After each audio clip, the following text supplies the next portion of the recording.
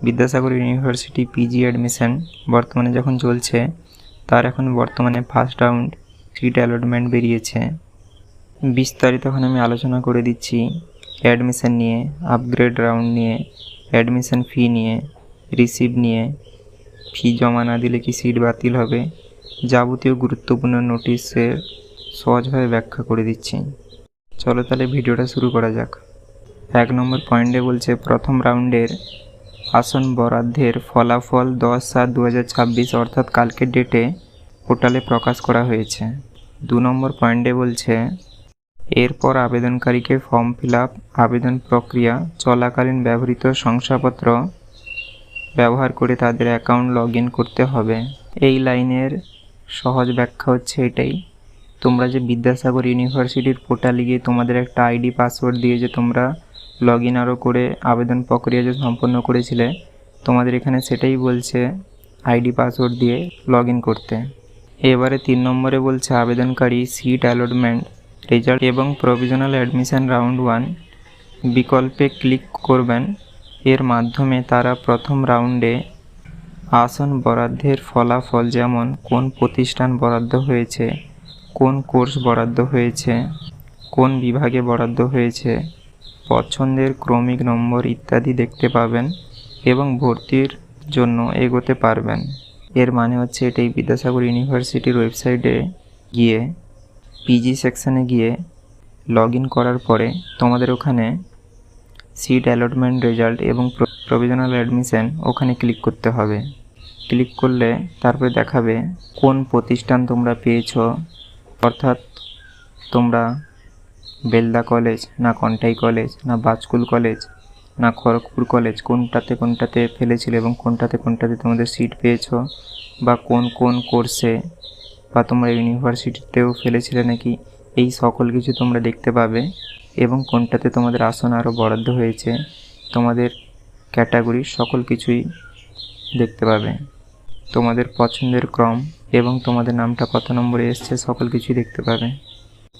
তারপরে 4 নম্বরে বলছে শুধুমাত্র বরাদ্দ প্রাপ্ত প্রার্থীরাই টেক অ্যাডমিশন বিকল্পটি দেখতে পাবেন এবং ভর্তি প্রক্রিয়া শুরু করার জন্য ওই বোতামে ক্লিক করবেন। এই কথার মানে আশা করি তোমরা বুঝতে পেরেছ।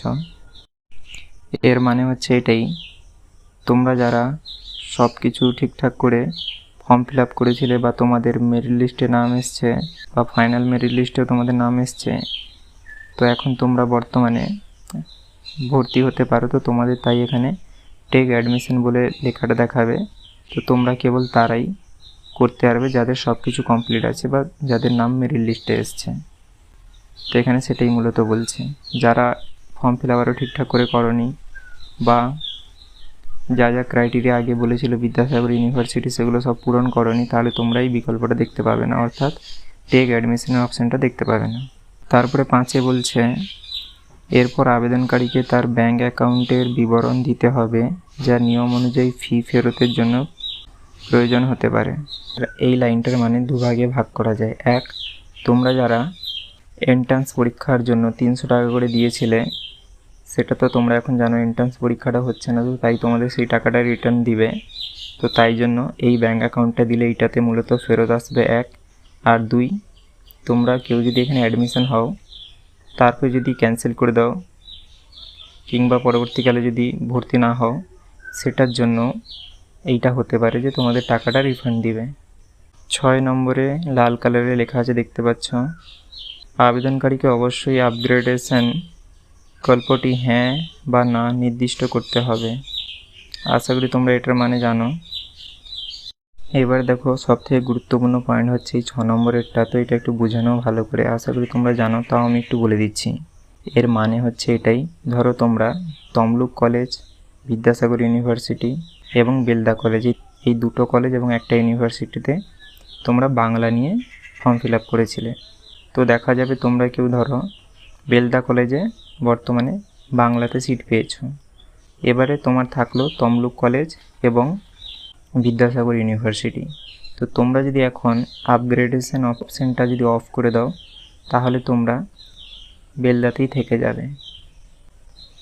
কিন্তু তোমরা যদি আপগ্রেডেশন অপশানটা যদি ইয়েস করে দাও, তাহলে তোমরা এখন বর্তমানে বেলদাতে ভর্তি হয়ে গেলেও পরবর্তীকালে তোমরা তমলুক বা বিদ্যাসাগর ইউনিভার্সিটিতে চান্স পেলেও পেতে পারো যখন সেকেন্ড লিস্টের সিট অ্যালটমেন্ট হবে। তো তোমাদের কাছে তখন সেই অপশানটা থাকবে এর থেকে ভালো কলেজ বা তোমার প্রেফারেন্স লিস্ট অনুযায়ী যাওয়ার।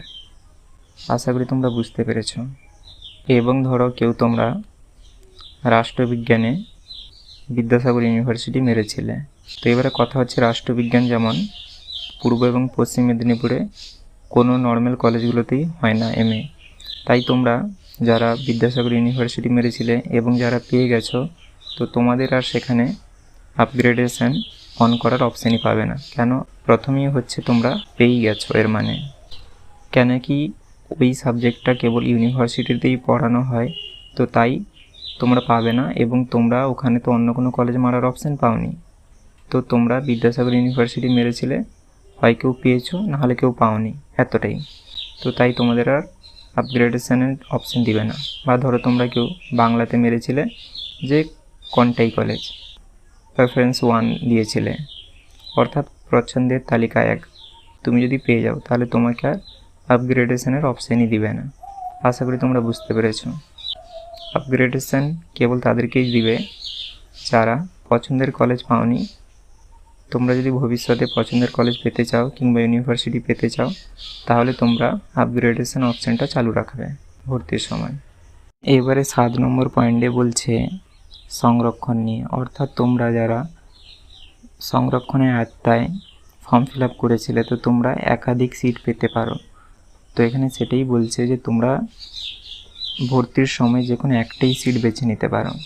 ধরেন আমি একটা উদাহরণ দিচ্ছি, কোনো একজন এসসি স্টুডেন্ট ওই এসসি থেকে ফর্ম ফিল আপ করেছিল এবং তার ভালো নম্বর থাকার কারণে জেনারেলেও মেরিট লিস্টে তার নাম উপরের দিকে এসছে। এখন সে চাইলে জেনারেল থেকেও ভর্তিটা হতে পারে এবং এসসি থেকেও হতে পারে। এসসি থেকে হলে সে সংরক্ষণের সুবিধা পাবে, জেনারেল থেকে হলে সে সংরক্ষণের সুবিধা পাবে না, এতটাই হচ্ছে ব্যাপার। তো এখানে সে তো আর দুটো সিট পাবে না, যে কোনো একটাই পাবে। তাই এখানে তাকে হয় জেনারেল অথবা তাকে এসসি থেকে অ্যাডমিশনটা হতে হবে। তো মূলত এখানে সেটাই বলছে। এবং 8 নম্বরে বলছে পরবর্তী ধাপে যাওয়ার জন্য এই পর্যায়ে একটি মোবাইল ওটিপি যাচাইকরণ হবে। অর্থাৎ আমি এতক্ষণ 7 নম্বর অবধি যে পয়েন্ট বলে আসলাম, এতগুলো তোমরা যদি 1 থেকে 7 অবধি যদি কমপ্লিট করো, তো তোমরা 8-এ এসে তোমাদের একটা ফোনে ওটিপি আসবে, ওটিপিটা তোমাদের ওখানে দিতে হবে, দিয়ে ওটা ভেরিফাই হবে। এবারে 9 নম্বরে বলছে পরবর্তী পর্যায়ে online payment, debit card, UPI, credit card ইত্যাদি ব্যবহার করে পে অ্যাডমিশন ফি ক্লিক করতে হবে। অর্থাৎ এর মানে তোমাদের এবারে টাকাটা পে করতে হবে। তোমরা ইউপিআই, এটিএম কার্ড অর্থাৎ ডেবিট কার্ড এবং ক্রেডিট কার্ড, এই সকল কার্ড দিয়ে তোমরা টাকাটা পে করতে পারো। তোমাদের কাছে গুগল পে, ফোনপে, পেটিএম এইগুলো যে আছে, তোমরা এটা দিয়েও টাকাটা পে করে দিতে পারো বাড়িতে বসে মোবাইল ফোনের সাহায্যে। তোমরা বাড়িতে বসে মোবাইল ফোনের সাহায্যে কীভাবে অ্যাডমিশন প্রসেসটা কমপ্লিট করবে অর্থাৎ টাকা পে করবে যাবতীয় কিছু, এই বিষয়ে তোমাদের যদি ভিডিওর প্রয়োজন হয় তোমরা আমাকে সেটা কমেন্টে জানাতে পারো।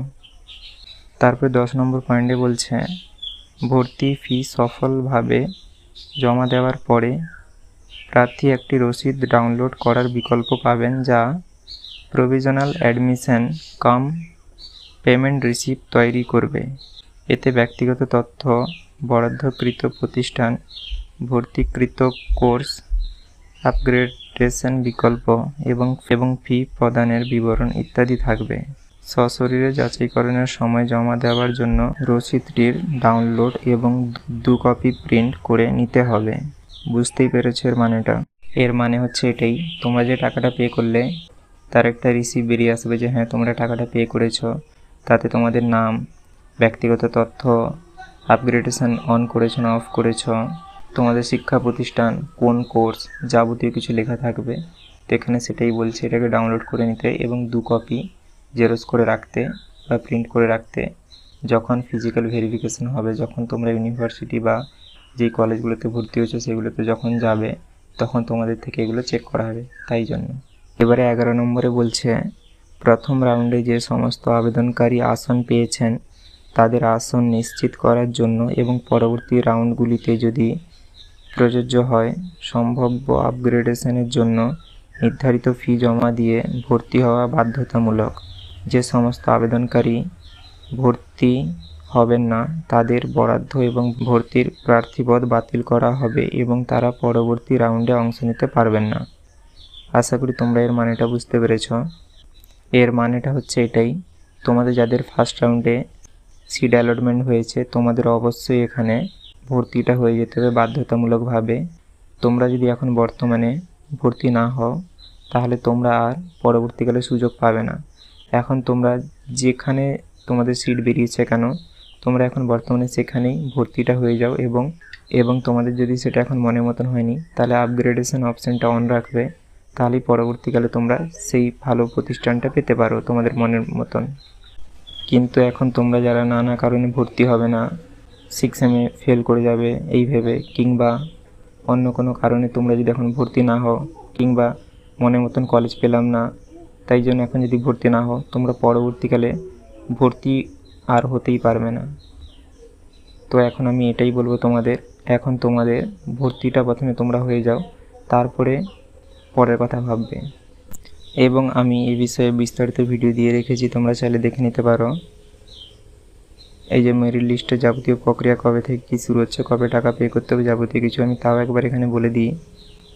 তোমাদের এখন বর্তমানে যে অ্যাডমিশনটা হতে হবে তার জন্য দেখো এখানে ডেট দেওয়া আছে 10/7/2026 6টা থেকে 13/7/2026 বেলা 12টা অবধি। আশা করি তোমরা বুঝতে পেরেছ। তো তোমাদের আজকে হয়ে গেছে 11 তারিখ, 12, 13, তাও 13 তারিখ দুপুর অবধি আছে।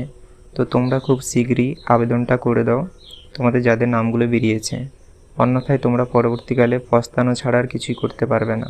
এখন তোমরা যারা ফি পেমেন্ট করবে না এবং ভর্তিটা হবে না তোমাদের সিটগুলো অটোমেটিকলি ক্যান্সেল হয়ে যাবে এবং তোমরা পুরো প্রসেসটা থেকে বাদ পড়ে যাবে এবং পরবর্তীকালে সেকেন্ড রাউন্ড কিংবা থার্ড রাউন্ডে অংশগ্রহণই করতে পারবে না। তারপরে 12 নম্বর পয়েন্টে বলছে, যদি দ্বিতীয় রাউন্ডে আবেদনকারীর পছন্দ একটি উচ্চতর পছন্দের আসনের আপগ্রেডেশন হয় তবে দ্বিতীয় রাউন্ডের প্রয়োজনীয় ফি প্রথম রাউন্ডের প্রদত্ত ফির সাথে সমন্বয় অ্যাডজাস্ট করা হবে। আবেদনকারীর দ্বারা প্রদত্ত কোনো অতিরিক্ত ফি থাকলে তা ভর্তি প্রক্রিয়া শেষ হওয়ার পরে আবেদনকারীর পূর্বে দেওয়া ব্যাঙ্ক অ্যাকাউন্টে ফেরত দেওয়া হবে। অর্থাৎ আশা করি তোমরা বুঝতেই পেরেছ।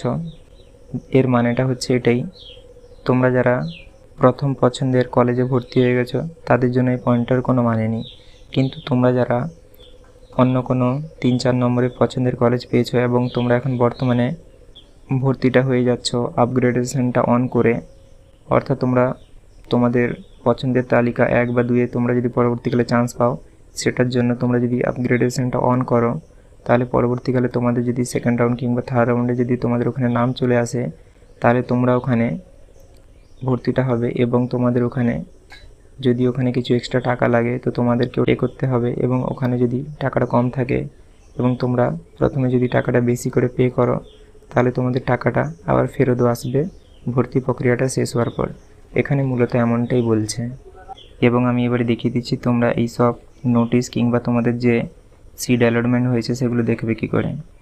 তোমরা প্রথমে বিদ্যাসাগর ইউনিভার্সিটির অফিসিয়াল ওয়েবসাইটে চলে আসবে, দিয়ে যে এখানে লেখা আছে পিজি অ্যাডমিশন 2026 তোমরা এখানে ক্লিক করবে, দিয়ে একটু ওয়েট করবে, সাইডে অনেক সময় স্লো চলে, তোমরা একটু নিচের দিকে এমনভাবে স্ক্রল করবে, দিয়ে যে নোটিশগুলো আমি এখনই তোমাদের পড়ে শোনালাম সেটা হচ্ছে এইটা।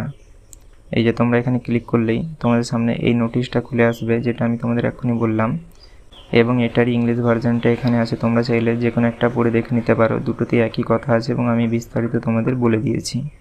এবং এই যে এখানে লেখা আছে সিট অ্যালটমেন্ট রেজাল্ট 1, তো তোমরা এখানে ক্লিক করতে পারো এবং তোমাদেরকে এখান থেকে তোমাদের সাবজেক্টটা চুজ করতে হবে।